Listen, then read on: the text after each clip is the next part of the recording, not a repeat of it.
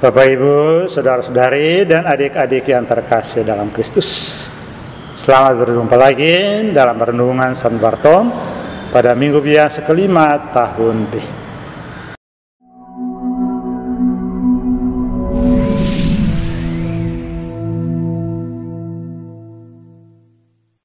Tema renungan kita hari ini adalah tanda syukur atau ungkapan syukur melayani Tuhan dan sesama.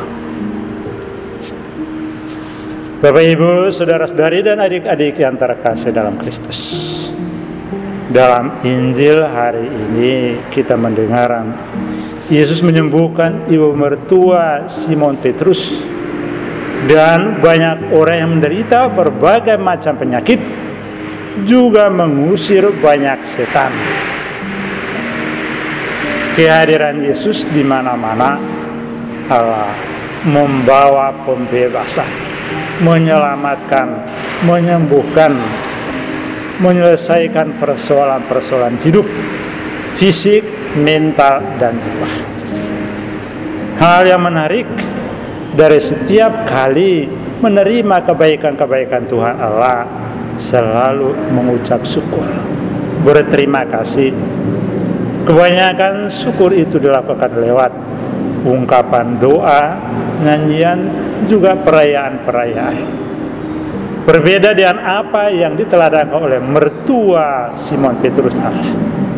Syukur dan terima kasih ungkapkan pada Yesus, pada Tuhan atas kesembuhan yang ia terima Allah, siap melayani Yesus dan juga murid-muridnya.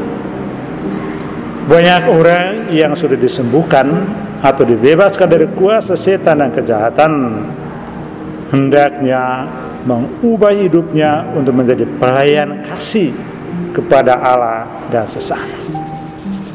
Seringkali dalam perayaan-perayaan, juga dalam kehidupan banyak saya melihat, mendengar, dan menyaksikan orang yang sembuh dari sakit, orang yang luput dari kecelakaan, orang luput dari suatu bencana, selalu bersyukur, terima kasih dalam wujud doa dan juga dalam wujud perayaan-perayaan, makan minum, dan hal-hal seterusnya. Semua itu baik, tetapi tidak cukup. Syukur harus disertai dengan suatu perubahan mental untuk mengasihi Tuhan dan mengasihi sesama. Tentang hal ini ada banyak bukti. Salah satunya adalah Santo Paulus. Ketika ia masih bernama Saulus, lalu dalam perjalanan ke Damsyik, ia jatuh oleh sinar dan juga buta. Dia mengalami penderitaan. Tetapi sudah di Damsyik, disembuhkan oleh Tuhan lewat hambanya.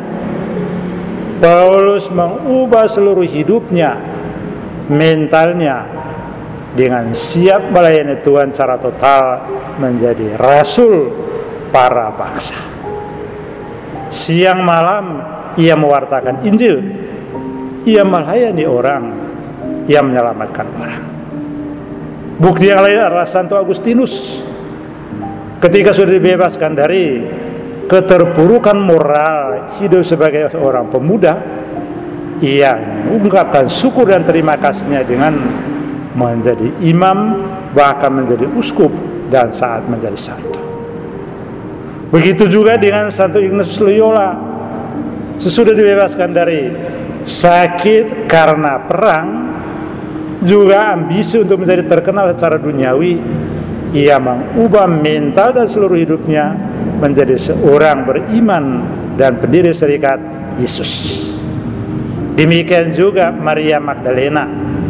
Sesudah dibebaskan oleh Yesus dari 7 setan yang membuat hidup moralnya sangat morat-marit, ia berubah seluruh hidup dan mentalnya sebagai rasa syukur dan terima kasih, siap melayani Yesus dalam seluruh hidup dan perjuangannya. Inilah Bapak, Ibu, saudara-saudari, tanda syukur atau ungkapan syukur yang seharusnya kita lakukan sebagai murid-murid Yesus dan juga sebagai anak-anak Allah. Sudah banyak kali kita mengalami kebaikan dari Tuhan, dan mungkin juga kita akan mengalami kebaikan dari Tuhan lewat sembuh dari penyakit, dibebaskan dari penderitaan, termasuk juga dari COVID-19 saat ini. Karena itu hendaknya kita belajar dari teladan-teladan orang kudus ini, ibu mertua Simon Petrus, agar tanda syukur dan terima kasih kita bukan hanya dalam bentuk doa, bukan hanya juga dalam perayaan makan minum bersama, tetapi terutama mau kita bersedia untuk mengubah mental kita supaya melayani dengan lebih setia Tuhan dan sesama dalam tugas pelayanan kita yang rutin dan juga tambahan. Tuhan memberkati kita.